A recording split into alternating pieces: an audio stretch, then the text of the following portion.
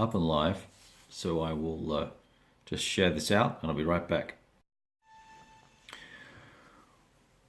All right, I think we're back. Welcome back to the big board. We're taking a look at and wrapping up gameplay of Red Army. GDW title, 1984, Chadwick design, big hexes, quite a few counters, 4 maps, destruction of army group center, etc. And let's kind of wrap things up and see where we got to with the game and what happened, what transpired since I think turn 7 was the last time that I checked in with you guys. So we now just wrapped up turn 10. So we played 3 more turns. And you can see on the map that it's pretty dire situation for the German army. And the black lines kind of indicate the proposed moves, tactical plan, whatever you want to call it, for the Soviets. And you can see the German army falling back on Minsk. You can see a bunch of out-of-supply guys here. And you can see Baronovich here, about to be enveloped. The Germans lost a unit here last turn. Big wide open spaces. Not much going on down here. So I then looked at the map and I thought, okay, well, what cannot be captured by the Soviets with the time remaining? And there's 18 turns in the game and we're starting turn 10. So clearly I think this is just, Brest is just a long ass way away. Same for Grodno and all the way up there. I think is that Vilnius? No, that's not Vilnius. That is Klaus or Naus. I can't see it properly. So that's 3 cities I don't think that could be captured. Pretty much everything else with a red disc is in threat of being captured, and I would imagine inside 8 turns, thereabouts, that Minsk would fall. Even if I collapsed everybody on there, you're not going to hold out against this red horde. Now, there is an argument here that we could hold out a little bit longer and keep whittling away, because certainly as these units drop in fighting capacity from, a 7 combat factor down to a 3 combat factor when they're stationary, and you recall why that is, right? There's a moving combat factor and a stationary combat factor. That if we whittle enough forces away, there is an opportunity for the Soviets to just literally run out of punching power. And this is how the game design shows the lack of supply that kind of choked off and throttled the Soviet advance and really let them, or prevented them from perhaps exporting as well as they could have.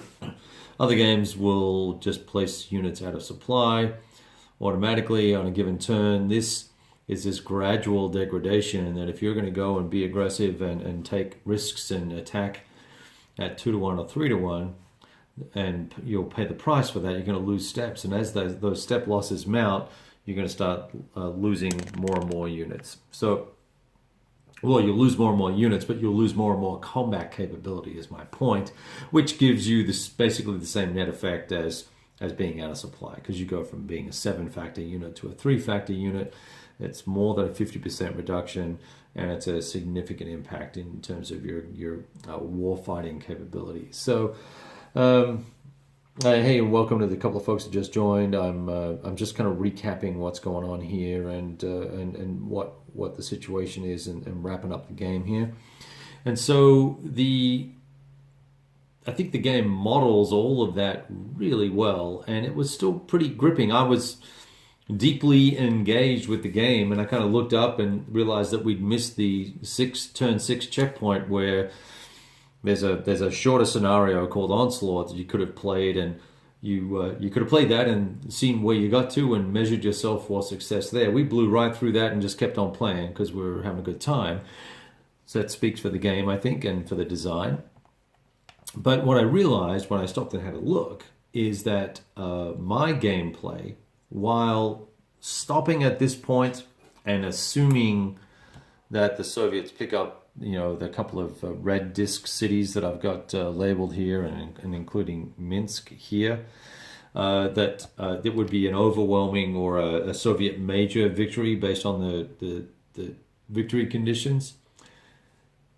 We actually moved much slower than the Soviet army did. The Soviet army, by the end of turn 6, had taken Minsk, and I'm at turn 10, and I'm about to envelop it. There's really no way that the dudes can really prevent any of that. All these guys are out of supply here. This force is going to mass on these guys. There's no fortifications left. These guys will come in, and then this mass of units here can come in and envelop, put everybody out of supply, and then it's pretty much game over.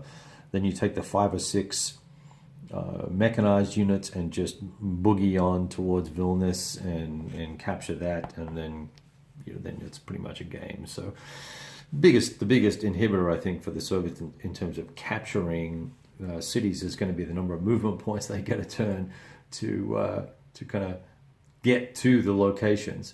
Now, if they had been able to exit forces, it would have compounded the victory, but we're already at turn 10 at a major victory. There is no way, no how that the Germans are going to be able to forestall that. Which brings me kind of to a point. Is this a game where we're playing it to learn a lesson? Are we playing it to have a competitive situation? I don't know. I think the game is absolutely engaging enough to keep you playing, even though you're taking an ass kicking as the German every turn and making hard choices about when to retreat, when not to retreat. I would probably say, based on my loss ratio, I think we had 139 VPs allocated, so divide that by 250, 65 divisions lost, thereabouts, más o menos, right? Versus, no, not 65, let's call it, 62 divisions lost versus 39 divisions lost for the Soviets. And actually, that's not even entirely true either, because there's a lot of half divisions on the board, and it's 1 VP per turn. So 1 VP per step, not per turn or per unit. So I think there's enough game here that you're going to want to play it more than once. Absolutely, it's out of print and all the rest of it. So if you can find it, good luck to you. I'm not suggesting you should race out and try and buy a copy. All I'm suggesting to you is that it's a good game. It is engaging and interesting. It represents the history quite well. And I found it particularly interesting, particularly given the disparate nature of the forces. You don't often fight battles where the Germans are so under the gun and so absolutely outmanned. More so than in other, destruction of army group center games that I've played. So that kind of wraps us up. That's 2 games that we've played in the army group center destruction of theme, side by side, basically, played one after the other. I do have OCS's Baltic Gap, and I probably will pull that out and play it at some point. I don't know that I'm going to pull that out just right now, because I have 2 new games that are over at my buddy's house that I need to pick up that pretty interesting. One is Japanese period battle, and the other is the Hexasim Rising Eagles, the Battle of Austerlitz. And I really think the Hexasim game is going to shine in a meeting engagement, which is really more about what Austerlitz is like, than say Waterloo. I was pretty disappointed in the Waterloo title, to be quite honest. I like the mechanics of the system, and I like the system and all the rest of it, but I think Fallen Eagles is a pretty average game. So I'm not going to put Baltic Gap up right this moment, although I do have a pretty hard hankering for some OCS. It's been quite a while. In fact, I had just started punching and clipping Hegemon, the ATO issue number 1, Philip II's attempt to gain control of Greece, or the Greek states.